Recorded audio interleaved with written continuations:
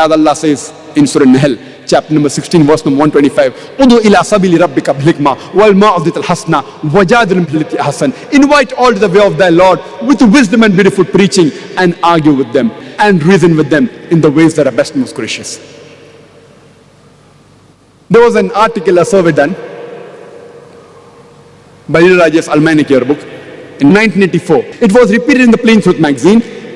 A survey was done about the increase in the major world religions in a span of 50 years from 1934 to 1984.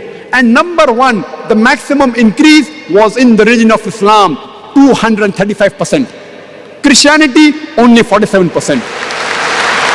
I'm asking the question, which war took place in the span of 50 years between 1934 and 1984, which converted millions of non-Muslims to Islam? Which war? Which war?